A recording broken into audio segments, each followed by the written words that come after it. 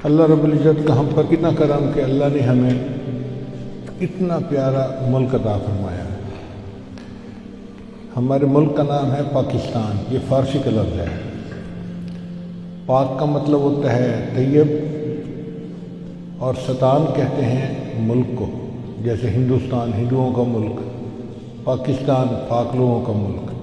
عربی میں اس کا ترجمہ کریں تو پاکستان کا ترجمہ بنے گا مدینہ طیبہ، یعنی عربی میں جس کو کہتے ہیں نا مدینہ طیبہ، فارسی میں اس کا ترجمہ بنے گا پاکستان۔ اور یہ ملک اللہ نے ہمیں شب قدر میں عطا فرمایا۔ یہ عجیب بات ہے کہ پاکستان کا جو فیصلہ ہوا، سائن ہوئے، تو وہ لیلۃ القدر کی رات تھی۔ تو میں تو یہ سمجھتا ہوں کہ جس طرح اللہ نے لیلۃ القدر میں ہمیں قرآن عطا فرمایا، انا انزلناہ فی لیلۃ القدر، بالکل اسی طرح اللہ نے ہمیں یہ ملک بھی عطا فرمایا۔ اس کی وجہ کیا تھی کہ اللہ نے اس ملک سے کچھ کام لینا ہے۔ جب انگریز نے ملک بنایا تھا تو وہ یہ سوچتا تھا کہ چند مہینے بھی یہ ملک نہیں رہے گا، نہ وسائل ہیں، نہ انڈسٹری ہے، نہ کچھ اور ہے، تو کہاں سے کھائیں پیئیں گے؟ مگر اللہ نے مدد کی، ہماری بنجر زمینیں بھی آباد ہو گئیں، ہمارے درختوں نے پھل دینے شروع کر دیے۔ الحمدللہ کہ آج 60 سال ملک میں گزر گئے، اللہ کھلا پلا رہا ہے ہمیں کلمے کی برکت سے، ایمان کی برکت سے۔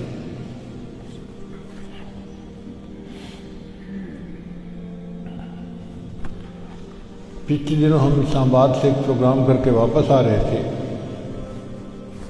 تو مجھے عثمان نے کہا کہ جی ہمارے جو گارڈ ہیں انہوں نے کھانا نہیں کھایا ہوا، تو ان کو کھانا کھلانا ہے۔ میں نے کہا بہت اچھا، آپ موٹر وے پہ روکیں اور ان کو آج بہترین دعوت کھلائیں۔ کہنے لگے جی کیا؟ میں نے کہا ان کو مرغ کڑھائی کھلائیں، اور کافی ساری بنوانا کہ سارے لوگ پیٹ بھر کے کھائیں۔ کہنے لگے جی ٹھیک ہے۔ چنانچہ اس نے مرغ کڑھائی بنوائی، تنور کی گرم گرم روٹیاں تھیں، اور سالن اتنا مزیدار بنا ہوا تھا کہ انسان انگلیوں کو چاٹے۔ میں نے 2-3 مرتبہ اس سے پوچھا کہ بھئی سب لوگوں نے خوب کھایا؟ اس نے کہا حضرت ایک بندے نے 4 روٹیاں کھائی ہیں۔ اب تنور کی 4 روٹیاں سے مراد یہ کہ خوب پیٹ بھر کے کھانا کھائے۔ میں نے کہا اچھا ان کو پانی نہیں پلانا، ان کو پیپسی پلائیں۔ پھر میں نے کہا کہ اچھا کھانے کے بعد ان کو آئس کریم بھی کھلائیں۔ ایک فلی لوڈڈ دعوت تھی جو کم از کم 8 بندوں نے کھائی، اور جب اینڈ کے اوپر پیمنٹ کا وقت آیا تو ایک بندے کا خرچہ 300 روپے۔ میں حیران رہ گیا کہ ایک پرتکلف دعوت کھا کے اس کا خرچہ 300 روپیہ بنتا ہے ایک بندے کا۔ 300 روپے کا مطلب $2۔ دنیا میں کوئی ملک آج ایسا نہیں جہاں $2 میں کوئی کھانا کھا سکے۔ ہمارے ملک میں آخری چیزیں اتنی سستی کیوں ہیں؟ اس لیے کہ ہم غیروں کے محتاج نہیں ہیں۔ سبزی ہماری اپنی ہے، گندم اپنی ہے، چاول اپنا ہے، دالیں اپنی ہیں، پیاز، سبزیاں، آلو، سب کچھ ہمارے پاس اپنا ہے، ہمیں باہر کہیں سے نہیں منگانا پڑتا۔ اور پھر اللہ کی شان دیکھیں کہ ملک کے جو حصے ہیں ان کے موسم بدلتے رہتے ہیں۔ ٹماٹر کی مثال لے لیں، سب سے پہلے ہمیں سندھ سے ملتا ہے۔ اب سندھ میں ٹماٹر اگ رہا ہے اور پورے ملک میں پہنچ رہا ہے۔ پھر سندھ کا موسم موافق نہیں رہتا تو پھر پنجاب میں اگنا شروع ہو جاتے ہیں۔ پھر یہ جو مارچ اپریل کے مہینے ہیں، یہ پنجاب سے ٹماٹر پورے ملک میں جاتا رہتا ہے۔ پھر پنجاب میں اتنی گرمی پڑنی شروع ہو جاتی ہے کہ ٹماٹر کی فصل ختم، تو پھر سرحد سے شروع ہو جاتے ہیں، سوات، منگورا اور ان علاقوں میں، وہاں کا ٹماٹر پورے ملک میں جاتا ہے۔ پھر ایک وقت آتا ہے کہ وہاں بھی سبزی اگنی ختم ہو جاتی ہے، تو کوئٹہ کے علاقے سے آنا شروع ہو جاتے ہیں۔ اللہ کی شان دیکھیے، پورا سال کسی نہ کسی حصے کی سبزی وہ پورے ملک میں پہنچتی ہے، اللہ ایمان والوں کو کھانا کھلا رہے ہیں۔ ہمارے ملک کی اقتصادی حالت بہت خراب ہے، لیکن آج بھی اگر آپ جائیں تو آپ کو ریڑیاں اور دکانیں پھلوں سے بھری ہوئی نظر آئیں گی۔ میں تو حیران ہوتا ہوں کئی دفعہ دیکھ کے کہ یا اللہ، آپ نے اتنی نعمتیں ہمیں عطا فرمائی ہیں۔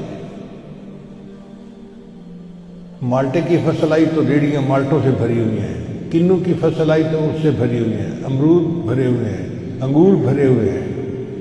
پھر آم کا موسم شروع ہوتا ہے تو کئی مہینے آم ہی بھرے ہوتے ہیں۔ وہ کون سا پھل ہے جو ہمارے ملک میں نہیں ہوتا؟ الحمدللہ ثم الحمدللہ۔ تو اللہ تعالیٰ نے ایمان کی برکت سے ہمیں کھانے پینے میں محتاج نہیں بنایا۔ ہم غریب ہیں مگر اپنے کھانے پینے میں کسی کے محتاج نہیں ہیں۔ یہ اللہ تعالیٰ کی کتنی بڑی نعمت ہے۔ اس وقت بھی جو دفتروں میں لوگ کام کرتے ہیں وہ دوپہر کے وقت ریڑھی سے دال چاول کھاتے ہیں۔ میں نے لاہور میں ایک بندے سے پوچھا کہ آپ دوپہر کا کھانا لے کے جاتے ہیں؟ کہتے ہیں کیا ضرورت ہے، دفتر کے ساتھ نیچے ریڑھی لگی ہوئی ہے، وہ دال چاول بناتا ہے، اتنے مزے کے ہوتے ہیں، 50 روپے کی پلیٹ میں پیٹ بھر کے کھانا کھاتے ہیں۔ اب 50 روپے کی پلیٹ کا مطلب یہ ہوا کہ $1 میں 3 بندے پیٹ بھر کے کھانا کھا رہے ہیں۔ پوری دنیا میں کوئی ایک ملک ایسا نہیں کہ جہاں اتنا سستا کھانا ملتا ہو کہ $1 کے اندر 3 بندے پیٹ بھر کے کھانا کھائیں۔ $1 میں تو پیپسی کی بوتل باہر نہیں ملتی، کھانا کیا ملے گا؟ پھر اللہ رب العزت نے ہمیں جو دینی اور مذہبی آزادی اب تک دی ہوئی تھی، یہ اللہ کی بڑی نعمت ہے۔ مدارس ہیں، مساجد ہیں، دین کی تعلیم دی جاتی ہے، حدیث پڑھائی جاتی ہے، تفسیر پڑھائی جاتی ہے، مسجدوں کے اندر خطبہ دیا جاتا ہے، اور لکھا ہوا خطبہ نہیں ہوتا۔ باہر ملکوں میں تو لکھا ہوا خطبہ مل جاتا ہے اور اس کو امام صاحب نے پڑھنا ہوتا ہے، وہ اپنی مرضی سے کچھ نہیں بیان کر سکتے۔ یہ ہمیں کتنی بڑی نعمت ملی ہوئی ہے کہ ہم اپنی مرضی کا عنوان چنتے ہیں اور اس کے اوپر ہم اپنی مرضی سے بیان کرتے ہیں۔ تو مدارس کا کھلا ہونا یا مساجد کا کھلا ہونا یہ اللہ کی بڑی نعمتوں میں سے نعمت ہے۔ ہمیں آزادی کی قدر کرنے کی ضرورت ہے۔ اب کفر کو یہ ہماری دینی آزادی اچھی نہیں لگتی، چنانچہ وہ اس کوشش میں لگا ہوا ہے کہ کسی طرح ان کے مساجد اور مدارس کو بند کروایا جائے۔ وائرس تو پہلے بھی دنیا میں پھیلتی تھی، لیکن اس دفعہ انہوں نے اس وائرس کو ایسے کر کے پھیلا دیا کہ جی بند کرو بند کرو، لوگ اکٹھے نہ ہوں، لوگ اکٹھے نہ ہوں۔ بھئی کرو نا، تم اپنے سینما گھر بند کرو۔ نہیں، اصل میں تو انہوں نے آنا تھا مسجدوں پہ، تو آہستہ آہستہ اس کو لے کے آیا کہ جی اب 5 بندے اس سے زیادہ مسجد میں اکٹھے ہی نہیں ہو سکتے۔ اب چونکہ وقتی چیز ہے اور ایک بیماری کا بھی معاملہ ہے، تو علماء نے بھی کہہ دیا ٹھیک ہے جی ہم اس کی پابندی کریں گے، مگر یہ ہے لمحہ فکریہ ہمارے لیے۔ ایسا کبھی نہیں ہو سکتا کہ مومن مسلمان مساجد میں آنا ہی بند کر دیں۔ مسجدوں سے تو اللہ کی مدد آنی تھی اور یہ بیماریاں دور ہونی تھیں۔ اگر مسجدیں ہی بند کر دی گئی تو بیماریاں ختم کہاں ہوں گی؟ بیماریاں اور عذاب تو اور اوپر نازل آئے گا۔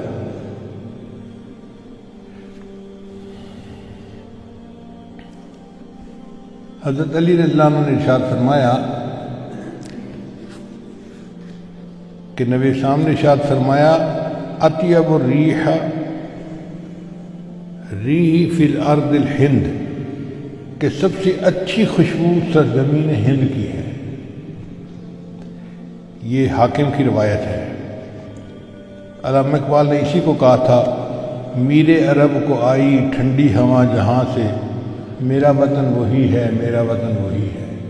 یعنی نبی علیہ السلام نے ارشاد فرمایا کہ مجھے اس طرف سے ٹھنڈی ہوا آتی ہے۔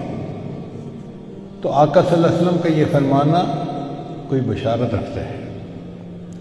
چنانچہ اگر سعودی عرب کے مشرق میں دیکھیں نا تو 4 ملک بنتے ہیں، ایک تو ہندوستان بنتا ہے، مگر اس میں تو چونکہ ہندوؤں کی اکثریت ہے، سکھوں کی اکثریت ہے، مسلمان اگرچہ 20 کروڑ ہیں مگر وہ ان میں تحلیل ہو جاتے ہیں، پتہ ہی نہیں چلتا کہ مسلمان ہیں یا نہیں، ہر معاملہ وہاں ہندوؤں کے ہاتھ میں ہے، تو ہندوستان تو آپ ایک طرف کر دیں۔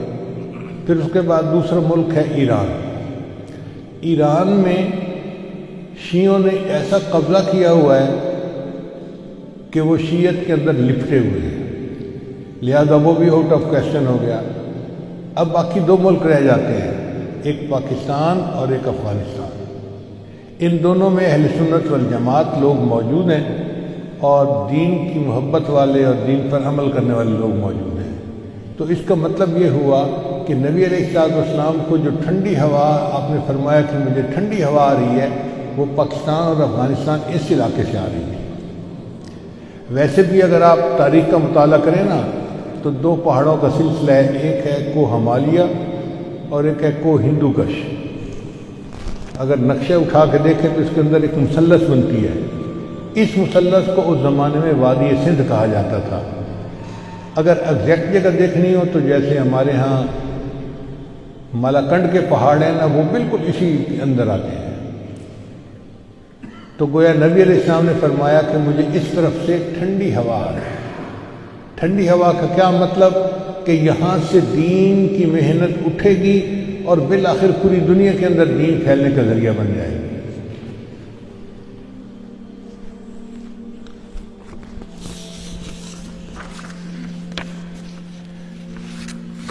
چنانچہ امام ربانی حضرت مجدد ثانی رحمۃ اللہ علیہ اسی علاقے میں تھے، دارالدیوبند جیسی دینی درسگاہیں اسی علاقے میں، حضرت شیخ الہند رحمۃ اللہ جیسی شخصیت اسی علاقے میں، اسی علاقے میں تحریک خلافت اٹھی اور اسی علاقے میں تحریک ریشمی رومال بھی اٹھی۔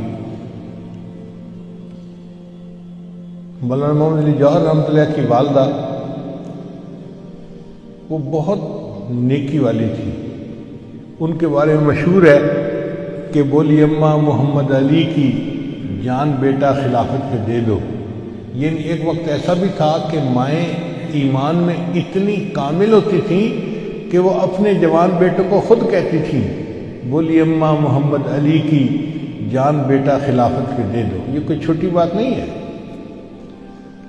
مولانا محمد علی جوہر رحمۃ اللہ علیہ اور مولانا شوکت علی دونوں بھائی تھے، انہوں نے خلافت کے بارے میں خوب کام کیا اور انگریز سے آزادی پانے کے لیے خوب کام کیا۔ تو فرنگی نے ان کو دھمکی دی کہ اگر تم باز نہیں آؤ گے نا تو ہم تمہیں پھانسی پہ لٹکا دیں گے۔ جب فرنگی نے دھمکی دی تو مولانا محمد علی جوہر رحمۃ اللہ دبے نہیں بلکہ انہوں نے تاریخی اشعار لکھے۔ انہوں نے فرمایا تم یوں ہی سمجھنا کہ فنا میرے لیے ہے، تم یوں ہی سمجھنا کہ فنا میرے لیے ہے، پر غیب میں سامان بقا میرے لیے ہے۔ پیغام ملا تھا جو حسین ابن علی کو، خوش ہوں کہ وہ پیغام قضا میرے لیے ہے۔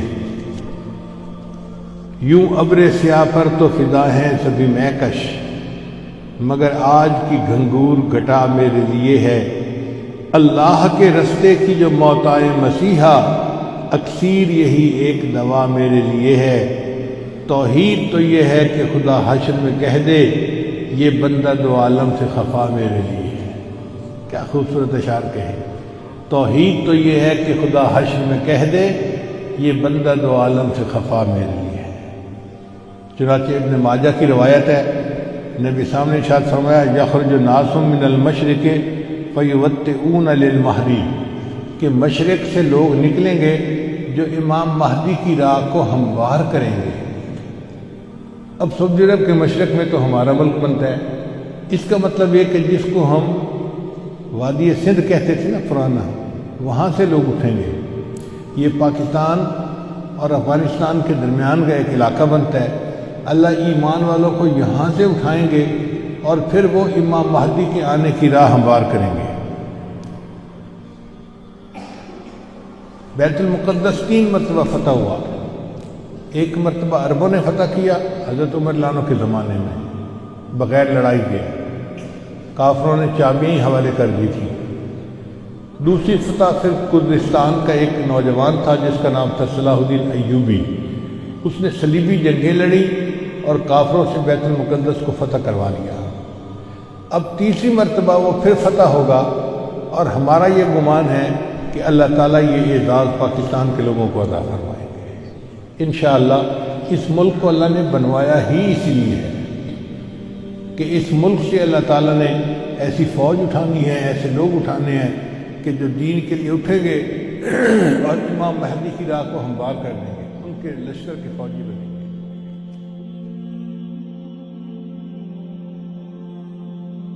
ہمارے پیج ایمان و یقین کو لائک کریں اور ویڈیو کو زیادہ سے زیادہ شیئر کریں۔ جزاک اللہ۔